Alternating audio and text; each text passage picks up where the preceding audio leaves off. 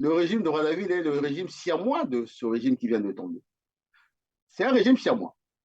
Le népotisme, le clientélisme, la kleptocratie, la dépravation des mœurs, je ne rentre pas dans les détails, la dictature, vous retrouverez la même chose au Congo-Brazzaville. Au Chobongo, c'était les Bongos. Au Chenou, c'est les Sassou Nguesso, n'est-ce pas? La kleptocratie, on peut rester toute une journée pour parler de tous les scandales financiers. Le népotisme, au gouvernement, il y a un fils. À l'Assemblée, il y a, je ne sais pas, deux ou trois filles ou fils. Jusqu'au Sénat. Au Sénat et autres. L'ethnocentrisme, criard sans précédent, aller dans toutes les régimes financiers, c'est le même clan. Donc, ce sont des régimes siamois. Si vous allez plus loin, en Guinée équatoriale, c'est la même chose. Au Gabon, non, au Gabon, au Cameroun, c'est dans une moindre mesure. Mais tout est-il que, comme ce sont des régimes siamois, première chose, comme nous sommes dans une espèce de duplicité de ces fameux dictateur au chef de l'État. Vous avez vu Omar Bongo, c'est un produit de la France-Afrique. Un coup, il s'est retrouvé au Commonwealth et maintenant, il fait un appel en anglais. Après, il se retrouve avec les Chinois. Mais c'est le cas de M. Denis Sassou Nguesso. Un coup, Emmanuel Macron arrive à Brazzaville, il est en train de vanter les mérites de Gaulle, son micro, sa maison, je suis le fils chéri, je peux même être le descendant du général de Gaulle. Il va chez Poutine et dit, ben, je suis un panafricaniste. Ces gens-là m'ont empêché de venir ici, ils ont bloqué mon avion et autres. La duplicité. Alors, et à cela, il faut ajouter la géopolitique des peuples. La géopolitique des peuples, c'est quoi? Il faut écouter aujourd'hui. Moi, j'ai eu vent hier, je ne sais pas si vous avez appelé Brazzaville, le centre-ville de Brazzaville était vide hier. Hier. Pourquoi? Mais parce que les gens ont pris peur. Renseignez-vous, les gens ont compté les 4x4 rutilants qui passent. Je vais lire quelques passages qui donnent la légitimité à l'armée. Comme la société congolaise est bloquée. Comme aujourd'hui, M. Denis Sassou Nguesso, par exemple, ou les autres. Moi, je parle du Congo parce qu'on le connaît mieux. Vous avez parlé de l'effet domino. Est-ce que c'est possible et pourquoi? Je vais parler du Congo parce que je connais mieux.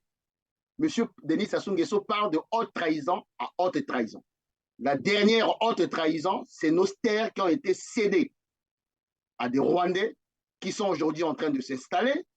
La dernière haute trahison, c'est d'avoir une dame qui est la conseillère spéciale de monsieur Denis Sassou Nguesso, qui est une citoyenne rwandaise, pour moi qui est un pion, monsieur Christian Perrin. Quoi qu'il arrive, ce que nous avons prédit depuis 2 ans va arriver au Congo-Brazzaville.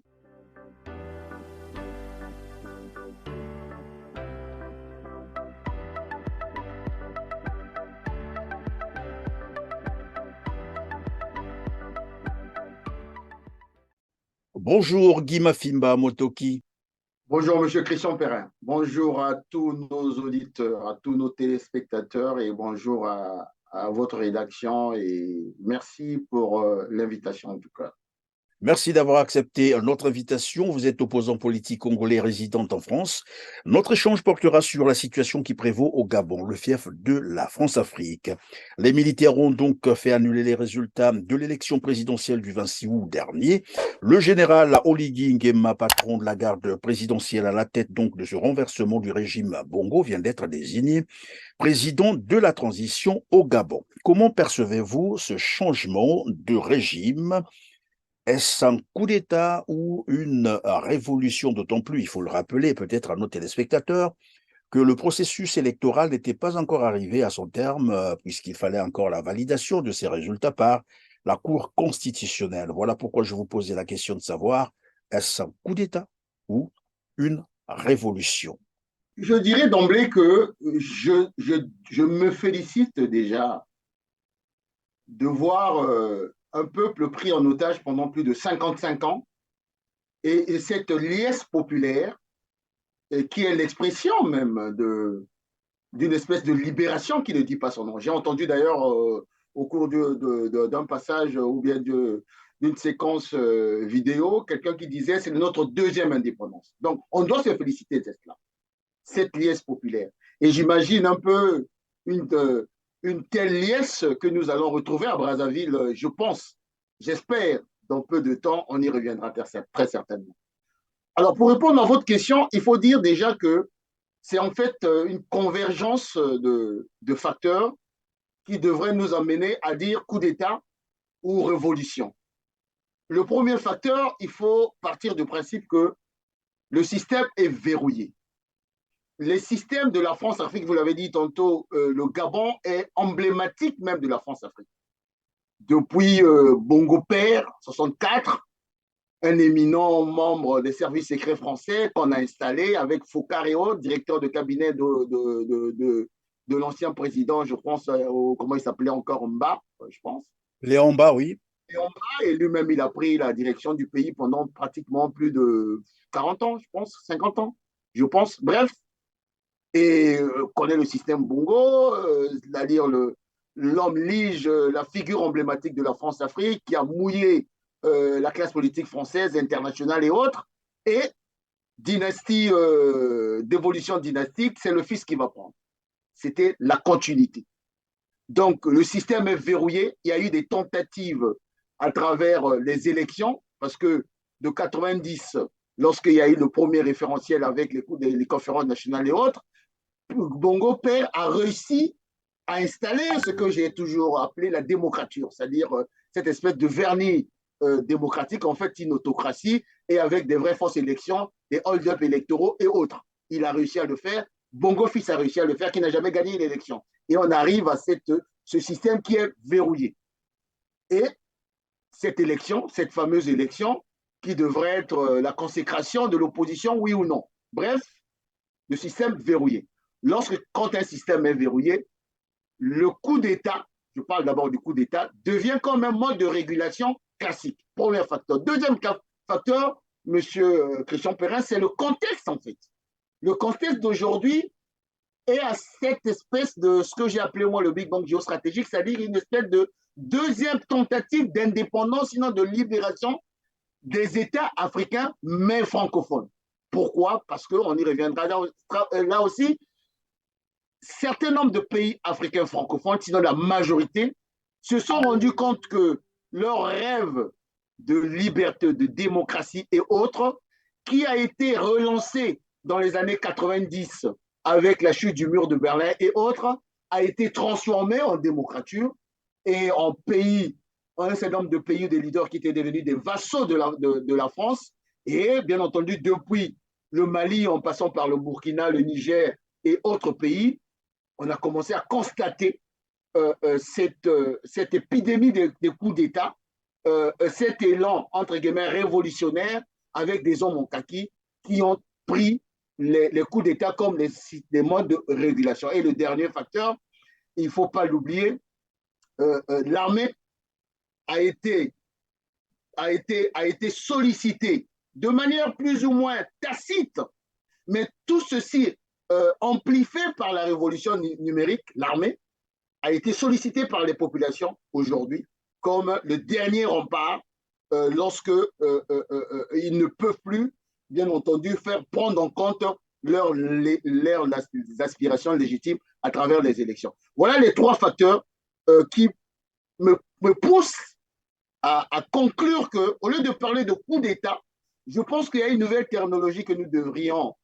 on va dire, initier. Moi, j'appelle ça le coup de grâce. Le coup de grâce, à travers ce que je vous ai dit tout à l'heure, cette liesse populaire. Mais c'est une grâce pour eux. C'est comme s'ils ont vu tomber le Dieu qu'ils ont prié depuis des années pour se débarrasser d'une dynastie, des Bongo, en l'occurrence. Alors, donc, qu'est-ce qui explique finalement la différence de perception de ce que vous vous appelez d'ailleurs par disons, un coup de grâce, ce que certaines populations déjà appellent par révolution, et ce que la communauté internationale, j'allais dire aussi les institutions africaines et aussi la France, qui pensent que c'est un recul de la démocratie en Afrique. Pourquoi cette différence en fait? Apparemment, les Africains, c'est-à-dire les peuples des pays où se déroulent ces coups d'État, voient les choses autrement.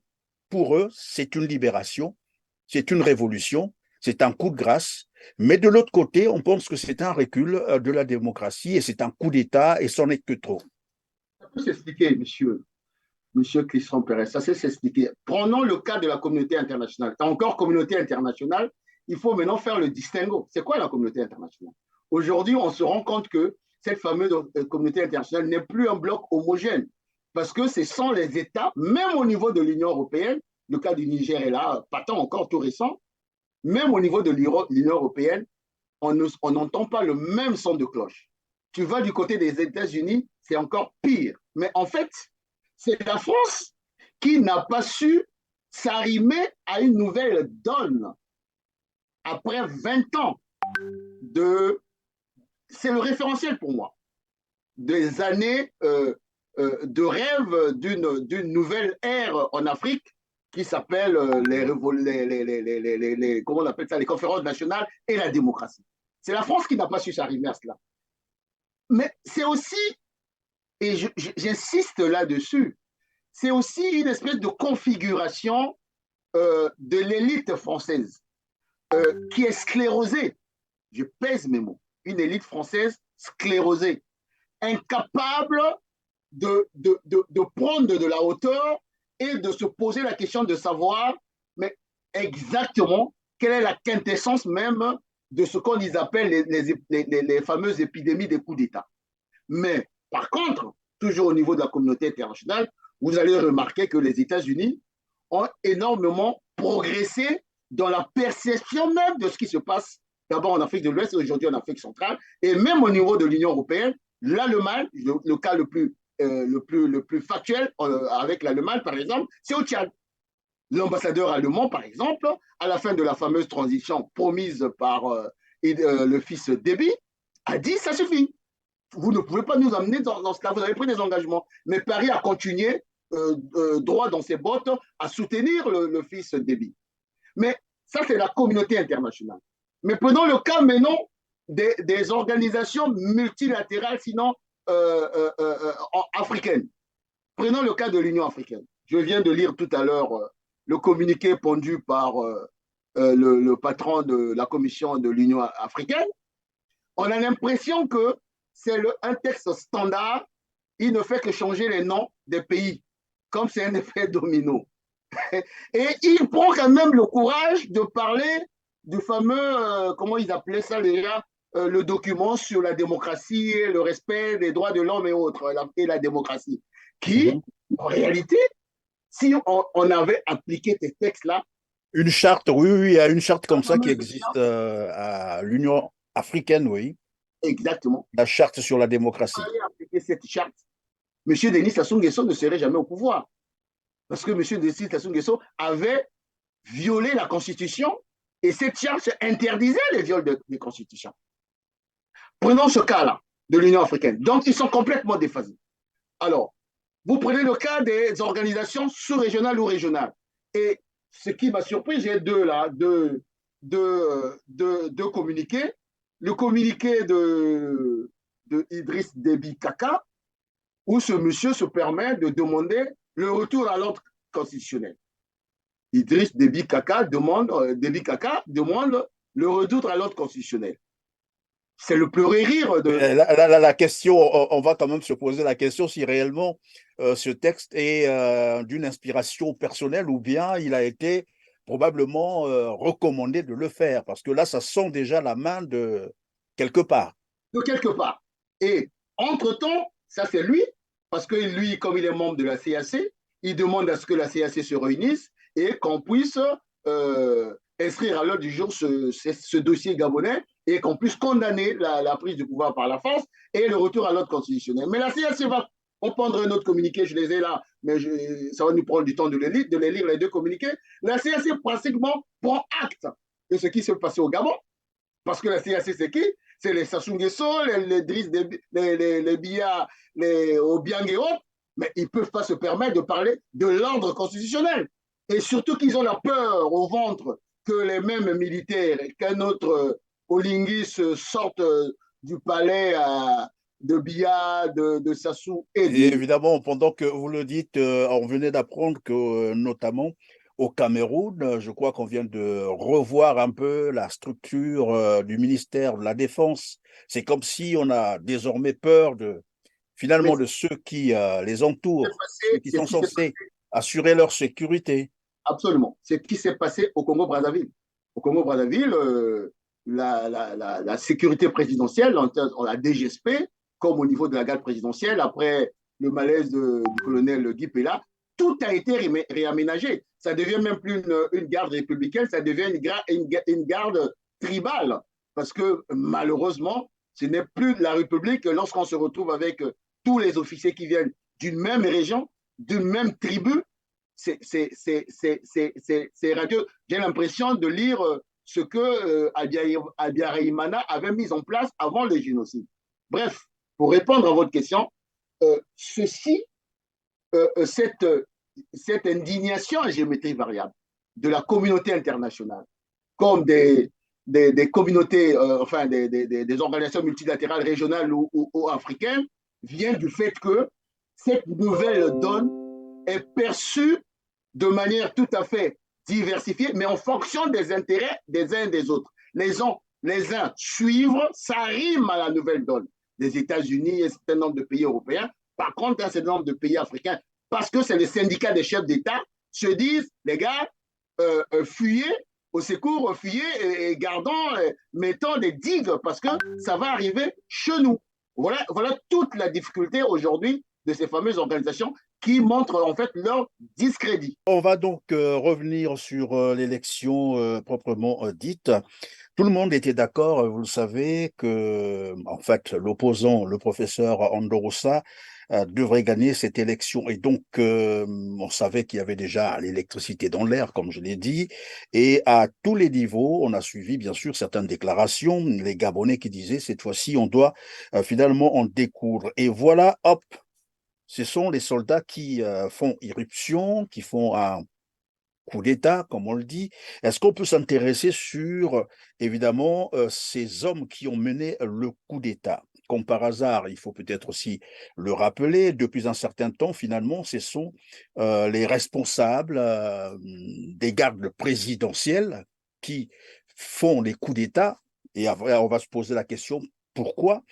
Et donc, les militaires ont pris les choses en main. Ici, la question est de savoir, est-ce que ce coup d'État peut être considéré comme, euh, disons, salutaire pour les Gabonais, ou bien c'est des militaires, en fait, puisqu'ils sont très proches, hein, le patron, déjà, celui qui a été désigné président de la transition, et a des relations très étroites avec la famille Bongo. Est-ce que ça n'a pas été là, ou ce n'est pas un détournement d'une victoire de la population, juste pour empêcher évidemment que le professeur Ondosa soit élu président de la République? Euh, Lorsqu'on est dans un processus révolutionnaire, il y a ce qu'on appelle la contradiction principale et la contradiction secondaire. Dans le cas d'espèce du Gabon, la contradiction principale, c'est dégager Bongo. Comme aujourd'hui au Congo-Brazzaville, la contradiction principale, c'est dégager Denis Sassou Nguesso. Parce ils sont devenus des verrous à la régulation de la société, une société qu'ils ont eu à détruire, des États qu'ils ont eu à détruire. Ça, c'est la contradiction principale. Mais à cela, il faut ajouter autre chose.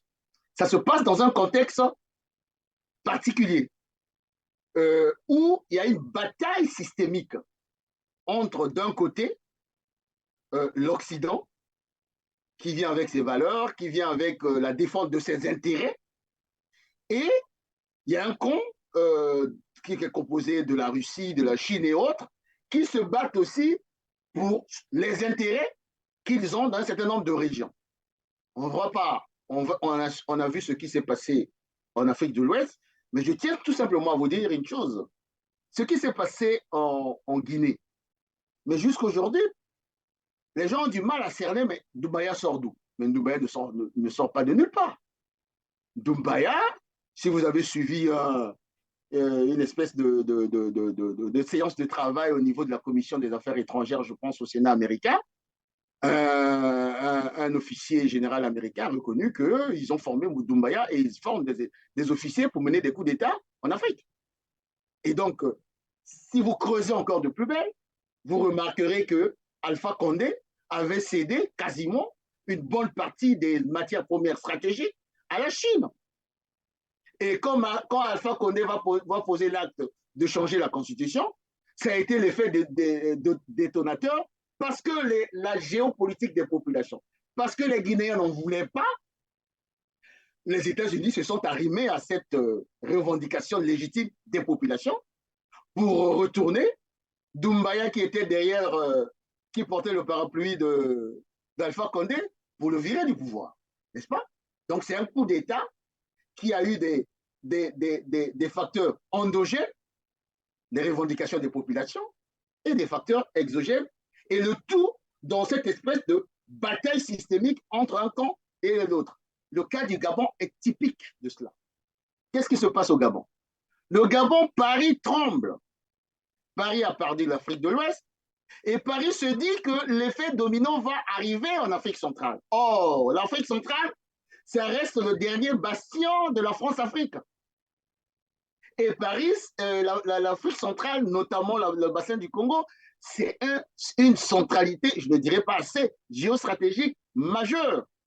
Paris perd cette centralité géostratégique majeure, elle va passer d'une puissance moyenne à une puissance mineure. Mais qui est con? Passez-moi le terme. Et je vous le disais tout à l'heure, le problème de Paris, c'est que c'est une moule, c'est une élite sclérosée. Mais entre-temps, il y a des voix qui s'élèvent, qui disent à Macron, non, cette façon de faire, nous allons tout perdre. Et en dehors de cela, il y a les États-Unis qui poussent. C'est ce qui s'est passé au Niger. Qu'est-ce qu'ils ont fait?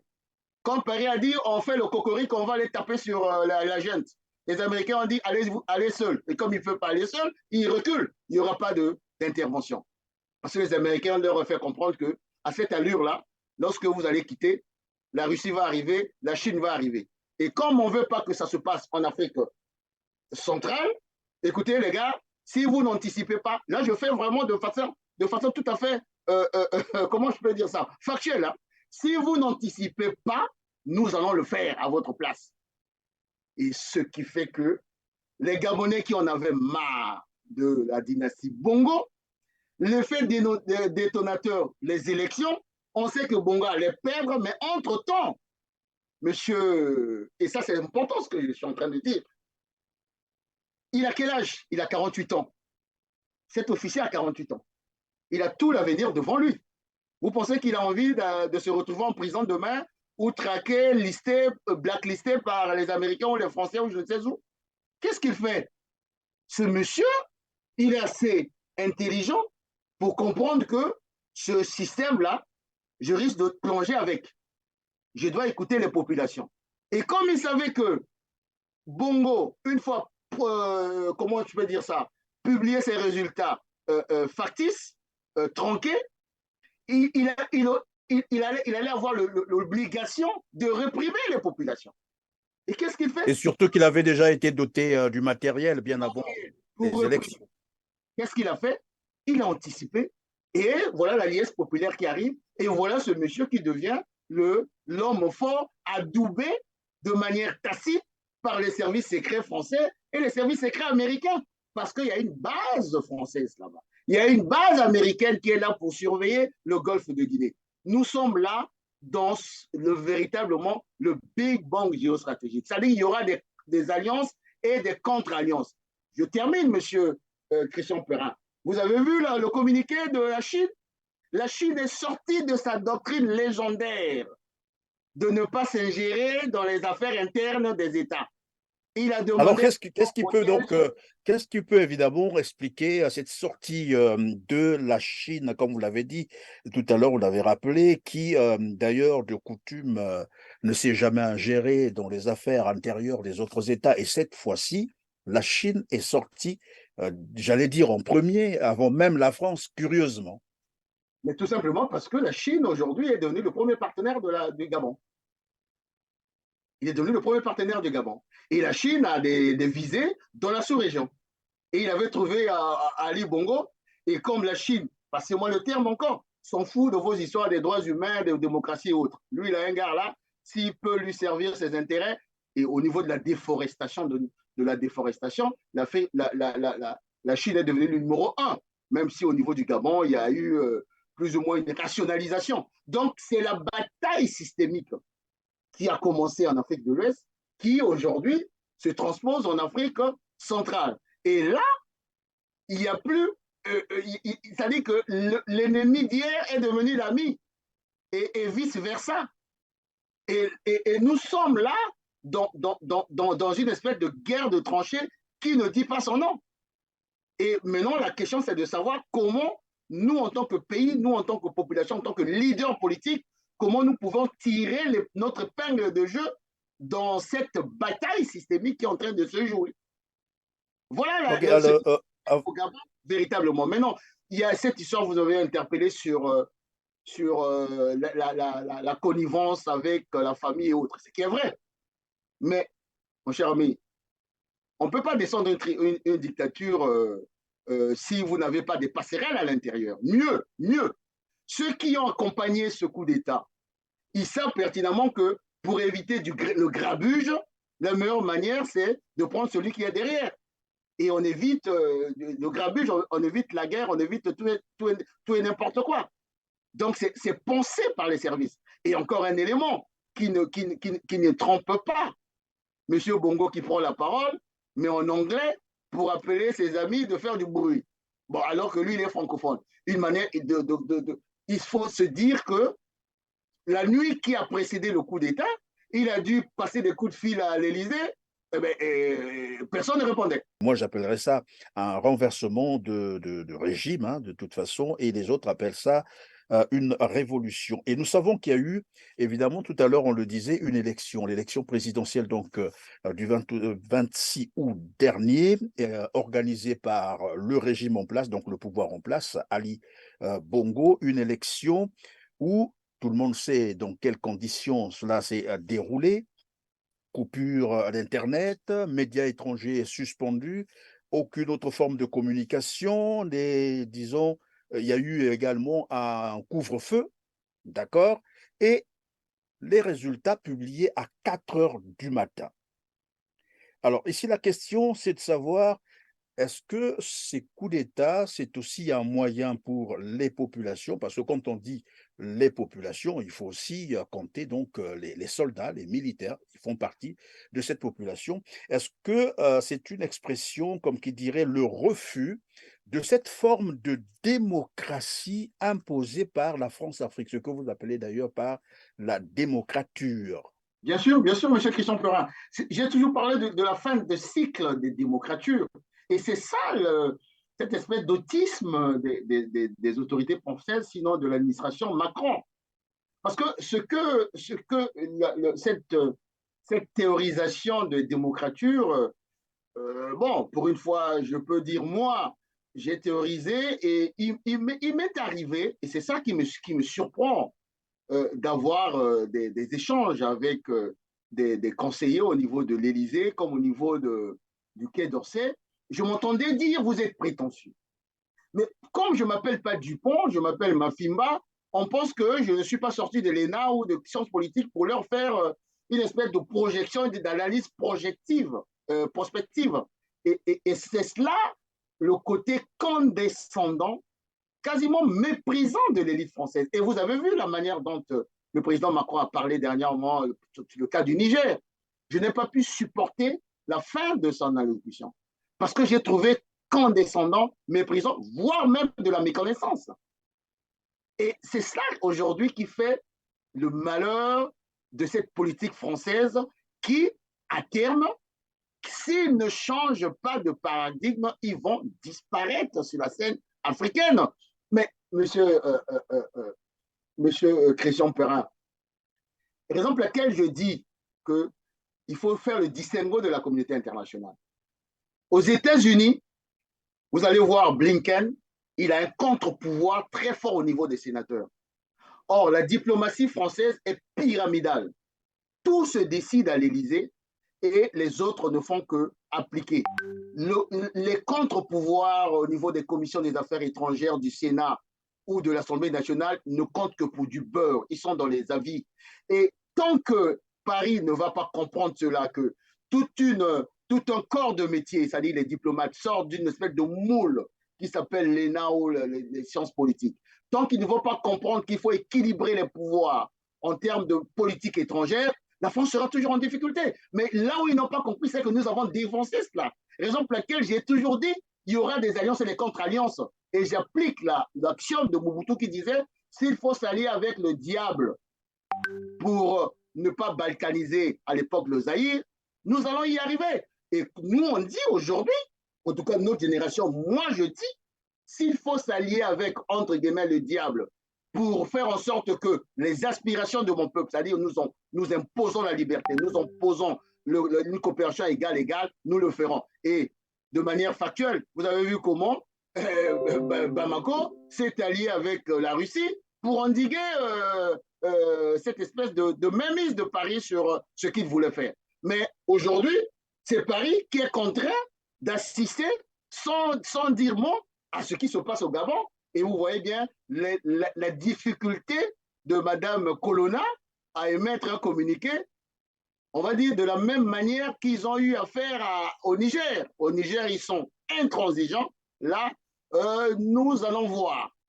Voilà, Oui, voilà tout. évidemment, et là aussi, ça me pose finalement la question de savoir pourquoi cette fois-ci la France n'a pas rompu sa coopération militaire avec le Gabon et n'a pas finalement suspendu aussi l'aide au développement comme elle l'a eu à le faire avec les autres pays. Je cite ici le Mali, le Burkina Faso et dernièrement le Niger. Pourquoi cette fois-ci, avec le Gabon, la France n'a pas réagi de la même manière? La France est en train de rétro-pédaler parce que, je vous ai dit tantôt, l'Afrique centrale, c'est majeur. Et l'Afrique centrale, ils ne sont pas seuls. Bien au contraire, les États-Unis ne veulent plus laisser Paris devenir une espèce de sous-traitant de la Chine ou de la Russie. Et vous pensez que les États-Unis sont en train de construire la plus grande ambassade en RDC par hasard? Mais parce qu'ils ont compris que cette zone-là est stratégique, n'est-ce pas? Donc, les fameuses aides publiques au développement, d'ailleurs, le Gabon n'en a pas besoin, parce que le Gabon est assez riche. Ça, c'est des choses, ça peut faire plaisir aux petits Français qui mangent sa baguette, je ne sais pas, en Corrèze, il sera content, ah oui, mais à la rigueur, passez-moi le terme, on s'en fout des aides, parce que ce n'est pas ça qui fait en sorte que ces pays-là existent. Ils vont le dire à qui? D'ailleurs, j'ai aimé la réponse du jeune Traoré, du capitaine Traoré, lorsqu'il a dit, bah, nous avons eu 30 ans de fameuses aides publiques au développement. On n'a rien eu, mais si on peut s'en passer aujourd'hui, ça change quoi? Depuis qu'ils ont décidé cela, c'est ce que ça a changé. Ça n'a rien changé. C'est comme j'ai dit tantôt, ils doivent changer de narratif. Ils doivent changer, ils doivent redescendre sur terre. Il faudrait qu'ils ne soient pas hors sol. Et surtout en Afrique centrale, comme ils savent que l'effet domino va s'accentuer, va s'amplifier, ils viennent de faire là un rétro-pédalage et ils vont tenter, bien entendu, de s'arrimer comme a eu à le faire à l'époque François Mitterrand. Parce que François Mitterrand avait une intelligence dans les années 90 avec la chute du mur de Berlin et autres, alors que les conférences nationales ont commencé d'abord, contrairement à ce que les gens pensent, les Africains ont un intellect, parce que les conférences nationales ont commencé d'abord au Bénin. Et c'est 6 mois après que Mitterrand, le François Mitterrand, qui comprend que les Africains sont en train de prendre quasiment leur indépendance, on va dire, en termes de théorisation d'une nouvelle mode de gouvernance, il va faire la bolle. Et il s'arrime à cela. Après, malheureusement, ils nous imposent les démocratures. Enfin, ils accompagnent les démocratures. Voilà un peu la réalité, en fait. Et le cas de figure du Gabon est assez emblématique de ce qui va se passer un peu plus tard, parce qu'aujourd'hui, la géopolitique des populations impose maintenant aux militaires. Si vous ne bougez pas, vous allez vous retrouver aussi dans les difficultés, parce que d'une manière ou d'une autre, Vous allez nous tuer aujourd'hui, vous allez nous tuer demain, mais vous n'allez pas vous en sortir. Mais comme c'est une nouvelle génération, ce que j'appelle des officiers 3.0, monsieur Christian Perrin, ce monsieur qui a 48 ans, mais il a vu des gamins de 37 ans, passez-moi le terme, qui aujourd'hui font la une des journaux. Mais ça peut que donner des idées aux uns et aux autres, avec des vieillards ou des gens malades qui sont en train de détruire tout un pays, ben, ils prennent leurs responsabilités. Et c'est ça Alors, aussi l'essence même d'une armée républicaine, s'il faut le dire ainsi. Alors, ils prennent leurs responsabilités, mais il y a quand même un fait qu'on peut aussi analyser, c'est de savoir que avec ce qui s'est passé par exemple au Niger, on a vu comment la France a été très dure dessus, a d'ailleurs voulu faire une opération commando qui a raté dans les premières, disons, minutes du coup d'État.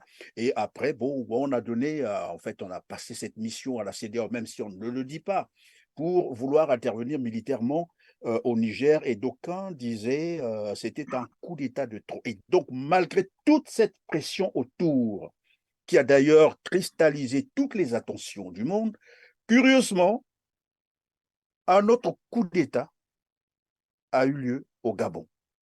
Comment interpréter ça finalement malgré ces pressions et que de l'autre côté, les militaires se disent, ben non, nous on va faire, malgré tout ce qui se dit, malgré tout ce qui peut arriver, on le fait quand même. Comment expliquer ça? Monsieur, nous sommes ici, là, en train de faire cette émission. Et nous allons conscientiser des officiers ou des jeunes officiers dans les casernes, comme nous sommes Congolais, d'abord au Congo et un peu partout en Afrique. La révolution numérique, c'est ce que moi j'appelle la cyberguérilla. C'est comme les Américains lorsqu'ils l'ont fait, c'est comme s'ils ont, quand ils ont créé Ben Laden, ils ne savaient pas que Ben Laden allait se retourner contre eux. Raison pour laquelle ils sont prompts à s'arrimer en fait. Mais c'est une révolution qui nous permet de rattraper un retard considérable qu'on pouvait avoir. Aujourd'hui, si ça s'accélère, c'est tout simplement parce qu'il y a cela. D'abord, donc il y a une espèce d'effet de mode et d'une conscientisation. Première chose. Deuxième chose, ce monde multipolaire est globalisé. Troisième chose, l'Afrique est à un rendez-vous historique. Tous les observateurs le disent. Tous les analystes le disent. L'Afrique, le 21e siècle sera africain. Nous avons une jeunesse formée, une population jeune, et surtout, nous sommes à la fin d'un cycle. Les jeunes des années 90, qui sont, voilà, lorsqu'il y a eu les premiers bouleversements, bouillonnements 90, ont aujourd'hui 23 ans. Donc, il y a à travers les réseaux sociaux, ils veulent la liberté, ils veulent vivre comme partout ailleurs. Ils estiment que, oh ben, écoutez, nous avons des avantages. Pourquoi nous allons continuer à vivre avec des vieillards ou des gens qui n'ont rien compris à l'évolution du monde? Vous êtes en train de nous dire que c'est irréversible. En fait, c'est des populations qui, en réalité, se disent, bon, on n'a plus rien à perdre, on va y aller, ou la victoire, ou la mort, comme disent les autres, vaincre ou mourir. Est-ce que c'est dans cette optique que ces coups d'État se déroulent? Sinon, à l'opposé, j'allais poser plutôt la question de savoir, est-ce que ce n'est pas non plus un monstre qui échappe à la France? Parce qu'on sait bien que depuis les indépendances, c'est bien la France qui était derrière ce genre de coup d'État, et aujourd'hui, finalement, des coups d'État qui l'échappent. Ce qui fait ou qui peut justifier, pourquoi pas, j'allais dire, pour être un peu plus modeste avec la France, l'agitation de la France. Est-ce que c'est un monstre qui l'échappe finalement? Vous avez parfaitement raison d'approfondir. Tous les pays qui sont concernés dans cette espèce d'épidémie, des coups d'État ou des coups de grâce, sont les pays francophones. Notamment les pays qui étaient des vassaux ou les dictateurs ou des chefs d'État qui étaient des vassaux de la France-Afrique. Donc, c'est la France qui n'a pas su s'arrimer. J'insiste sur ce mot. Ils n'ont pas su s'arrimer parce qu'ils sont condescendants, parce qu'ils sortent d'une même moule, parce qu'ils sont sclérosés. Sclérosés, ce n'est pas une insulte, c'est un constat. Lorsque j'écoute, moi, les fameuses analyses spécialistes de l'Afrique sur LCI, les fameuses chaînes, comment vous appelez ça, mainstream, je Des rigole dans mon spécialistes de salon. plateau alors? Je rigole de mon salon pour dire, ce monsieur, en quoi il est géostratège, en quoi il est géopolitologue, en quoi il est spécialiste de l'Afrique. Parce que vous allez les voir avec des grilles. Ah oui, vous savez, c'est l'ethnie. Monsieur le président Mitterrand, monsieur le président Emmanuel Macron a sorti une inertie de cette manière lorsqu'il a parlé de De Bazoum, Bazoum. la fameuse minorité. Il fait partie d'une minorité ethnique. Mais c'est même une insulte au bon sens à l'intellect africain. Est-ce qu'on l'a viré pour ça? Non. Ce monsieur a été viré parce que c'est le vassal de la France. Ce monsieur a été viré parce que les populations estimaient qu'il ne sert pas les intérêts de leur pays et il est là pour servir les intérêts de Paris. Ce n'est pas parce qu'il est d'une minorité ethnique Oui, mais là, il faut prendre ça d'ailleurs comme une incitation à la violence. On ne peut bien pas entendu. venir présenter Bazoum comme étant de la Sinon, minorité. Voilà. sinon justifier une espèce de violence qui ne dit pas son nom. Parce que en disant ça, on peut se dire, ah tiens, comme il est attaqué, et donc c'est une minorité ethnique qui sera attaquée. Nous sommes dans l'obligation avec la fameuse expression qui parlait du droit d'ingérence humanitaire. Et il faut faire extrêmement attention dans leur grille de lecture parce que ils posent sur la table comme ça des concepts, mais si on y prend garde, ce sont des concepts qui vont leur permettre d'agir ou de réagir, et comme ils sont membres du Conseil de sécurité des Nations Unies, et nous pousser à des orientations qui ne sont pas les nôtres, en tout cas les peuples africains et les populations africaines qui sont en train de vouloir chercher leur indépendance véritable et nominale et le véritable actuellement. Tout à l'heure, vous parliez d'un effet domino qui va s'accélérer. À quoi vous pensez concrètement? C'est quoi le régime d'Omar Bongo ou de Dali Bongo? C'est le régime de Brazzaville est le régime siamois de ce régime qui vient de tomber. C'est un régime siamois. Le népotisme, le clientélisme, la kleptocratie, la dépravation des mœurs, je ne rentre pas dans les détails, la dictature, vous retrouverez la même chose au Congo-Brazzaville. Au Chobongo, c'était les Bongos. Au Chenou, c'est les Sassou Nguesso. N'est-ce pas? La kleptocratie, on peut rester toute une journée pour parler de tous les scandales financiers. Le népotisme, au gouvernement, il y a un fils. À l'Assemblée, il y a, je ne sais pas, 2 ou 3 filles ou fils. Jusqu'au Sénat. Au Sénat et autres.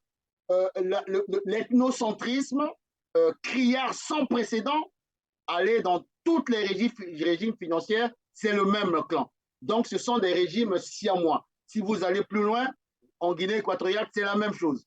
Au Gabon, non, au Gabon, au Cameroun, c'est dans une moindre mesure. Mais tout est-il que, comme ce sont des régimes siamois, première chose, comme nous sommes dans une espèce de duplicité de ces fameux dictateur au chef de l'État. Vous avez vu Omar Bongo, c'est un produit de la France-Afrique. Un coup, il s'est retrouvé au Commonwealth et maintenant, il fait un appel en anglais. Après, il se retrouve avec les Chinois. Mais c'est le cas de M. Denis Sassou Nguesso.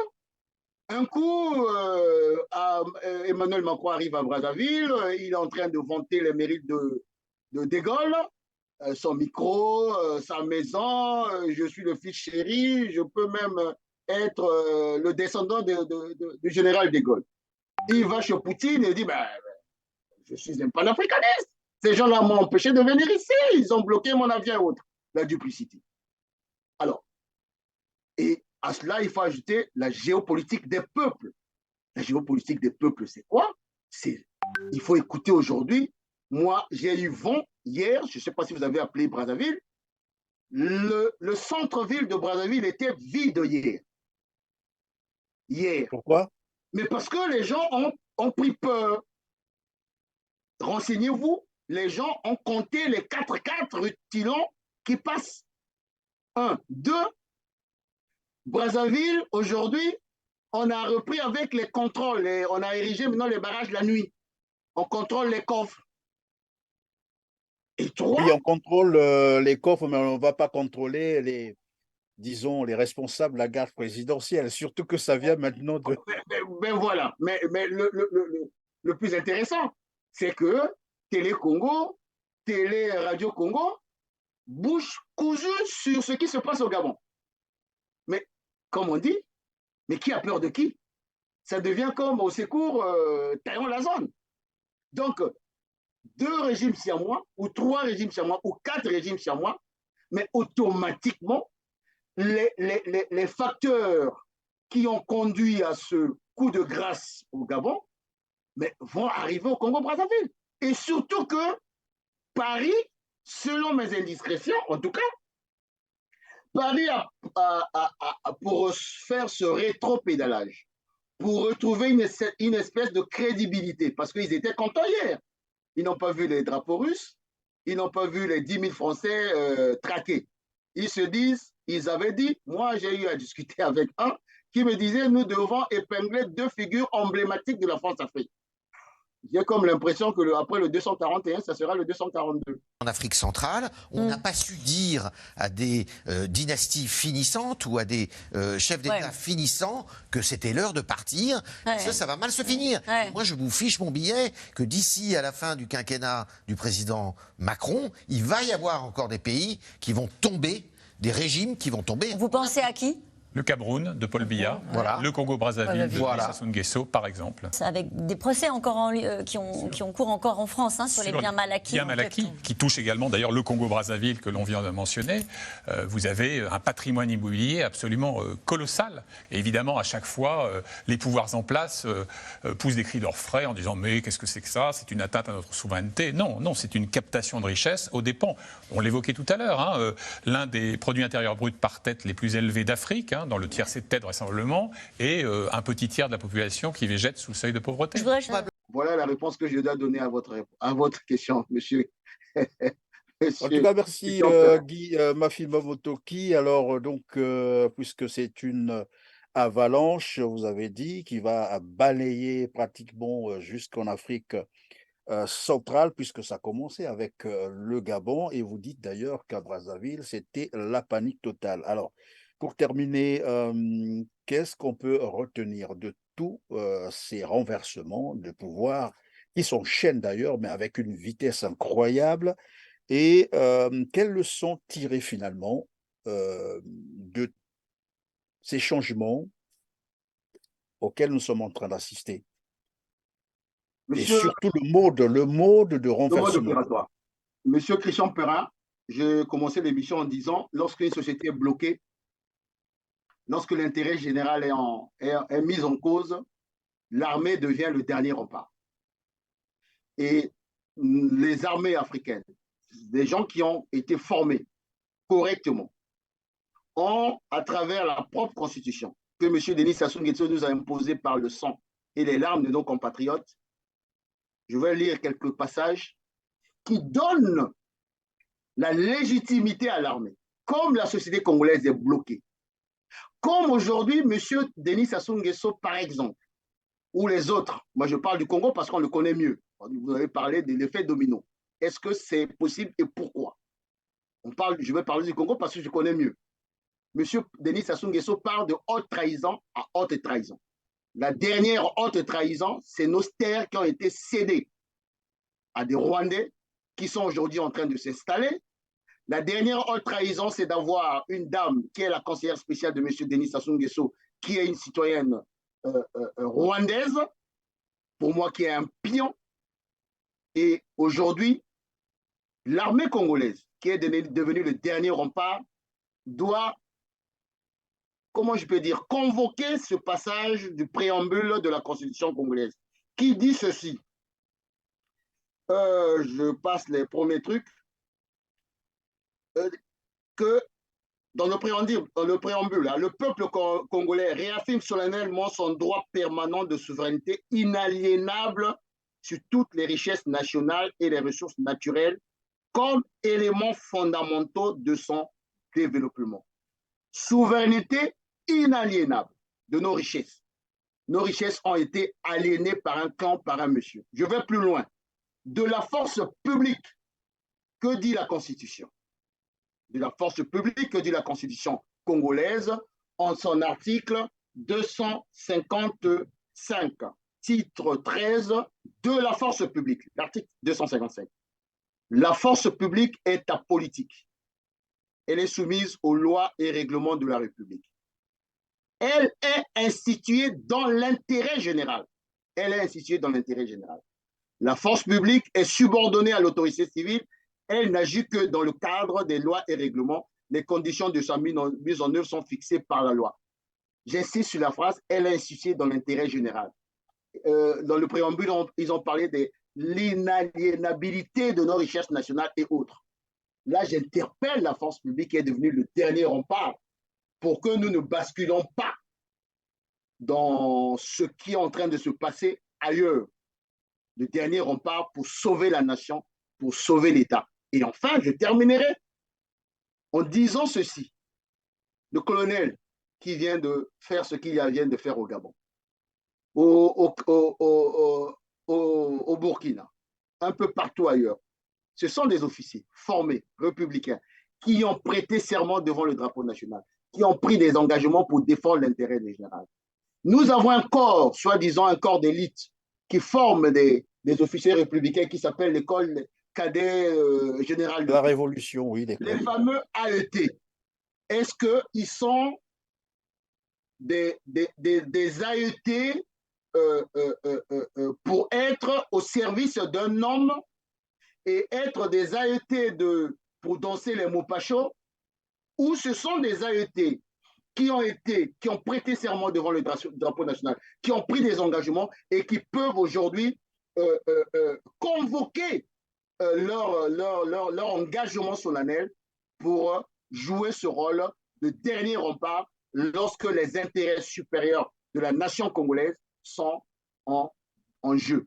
Or, les intérêts supérieurs de notre nation sont en jeu aujourd'hui. Mais quoi qu'il arrive, avec tout ce que je viens de dire tout à l'heure, l'effet domino va toucher le Congo-Brazzaville et va toucher d'autres pays parce que toutes les conditions subjectives et les conditions objectives sont réunies pour que, bien entendu, les Congolais, Gabonais qui étaient en liesse hier, les Congolais aussi retrouvent cette liesse-là dans les jours ou les mois qui viennent. Voilà ce que Et pendant que vous êtes en train de le dire, un des éléments qui a aussi beaucoup joué sur le coup d'État au Gabon, c'est la durée de ce régime. On parle de plus de 50 ans. Et au Congo-Brazzaville, bien évidemment, il faut dire aussi que Denis Sassou Nguesso est là depuis fort longtemps. Et il est revenu par coup d'État militaire en 1997, vous l'avez rappelé tout à l'heure, et il s'y maintient par coup d'État permanent. À quoi peut-on s'attendre concrètement? Puisque Anatole Koliné-Makosso, de son côté, avait déjà déclaré, tout le monde l'a suivi, qu'il était maintenant en train de préparer la réélection de Denis Sassou Nguesso pour les présidentielles ou la présidentielle de 2026. Comme quoi, Sassou Nguesso n'est pas prêt à arrêter, n'est pas prêt à quitter le pouvoir et voudrait y rester jusqu'à probablement son dernier jour. Or, ici, on observe bien que ce genre de régime sont rejetés partout en Afrique. À quoi peut-on s'attendre donc? On peut s'attendre à ce que les gens reviennent à la raison.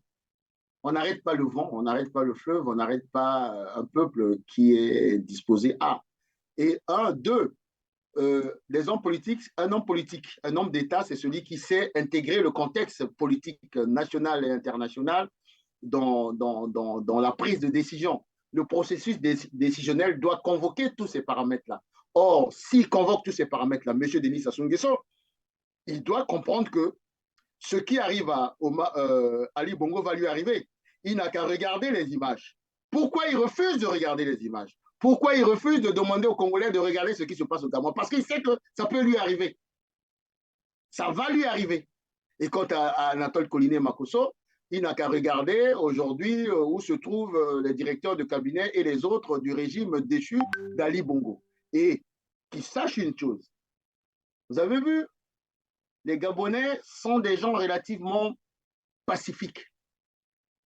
Mais qu'ils comprennent une chose. Vous avez été gentil de parler de 40 ans ou autre. M. Denis Sassou Nguesso là dans les arcanes du pouvoir depuis les années 68. Ça veut dire qu'il a cumulé les contentieux historiques avec tous les départements du Congo. avec une bonne partie des générations. Même la mienne, même les enfants aujourd'hui sont en contentieux historique avec Denis Sassou Nguesso parce que mon fils me pose la question de savoir pourquoi je ne peux pas aller voir ma grand-mère avec toi, papa. N'est-ce pas? Donc tout ça a inoculé une espèce de colère, de haine, de frustration et tout ce que vous pouvez imaginer. Craignez que demain, nous puissions être en difficulté d'arrêter cette vague de colère, de frustration sur les tenants des oligarques de ce régime aujourd'hui. La raison voudrait que, bien entendu, ils tirent des enseignements et le mode opérateur est simple. Ils libèrent les prisonniers politiques, on organise un dialogue et on pourra voir les voies et moyens pour qu'ils partent. Et après, il rendra des comptes à travers une justice en bonne et due forme. Voilà ce que je peux dire aux oligarques du PCT, à M. Denis Sassou Nguesso. Mais quoi qu'il arrive, M. Christian Perrin, quoi qu'il arrive, ce que nous avons prédit depuis 2 ans va arriver au Congo-Brazzaville. Je vais vous proposer de suivre une image qui circule sur les réseaux sociaux. Elle est devenue virale. Suivez avec moi et je vais vous poser, sinon je vous laisserai réagir à propos de cette image. Suivez. Frères Camerounais, libérez-vous! La liberté! Le Congo, Cameroun, faites comme nous! Soyez comme le Niger, le Burkina! À en croire cette vidéo, c'est que le monde entier sait qu'il y a un dernier dinosaure quelque part, finalement. Alors que tout le monde se disait probablement que Denis Sassou Nguesso pouvait passer inaperçu, mais là, on se rend compte que c'est toute l'Afrique qui sait qu'en Afrique centrale, il y a un dinosaure de la France-Afrique qui ne veut pas lâcher le pouvoir, qui est là et qui fait comme voilà, tous ceux qui ont été balayés. Quelle réaction, quelle analyse faites-vous de cette image? On a des larmes aux yeux lorsqu'on voit cette image, cette liesse. Mais il y a quelque chose de plus intéressant. C'est quelle génération? La trentaine, sinon moins peut-être. La fin d'un cycle. Et la 2.0 alors? Voilà. Elle veut quoi? Elle veut la liberté. Et ils sont des milliers, des centaines de milliers, sinon des millions de Congolais comme ça, qui le veulent de cela, la liberté, que M. Denis Sassou comprenne que le Congo lui a tout donné. Il est plus que temps, après avoir fait autant de mal à ce pays, de partir. Parce que c'est cette génération-là, c'est cette jeunesse-là. Moi, j'ai suivi dans une chaîne concurrente, il parlait de quoi? Il parlait d'opération Palais. C'est ce qu'il faut éviter. Opération Palais, c'est-à-dire on va venir vous chercher dans vos palais respectifs. Mais les mêmes gardes-corps qui sont avec vous aujourd'hui, c'est eux qui vont venir vous chercher. Vous avez vu les gardes du corps d'Ali Bongo en train de faire le communiqué avec les putschistes. Ça dit ce que ça dit. Oyazana Matoi, Ayoka, Oyayoki, Amitalana, na miso pour que lobby, balobateo, Christian Perrin lobakite. Balobateo, Guy Mafimba lobakite. La vérité n'a pas de tombe. Nous avons dit ce que nous pouvons dire. Voilà ce que nous pouvons dire. Et merci beaucoup pour cette invitation en tout cas.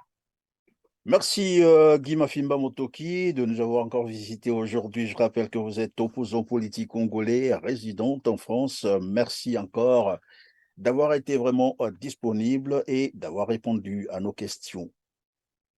Merci, merci.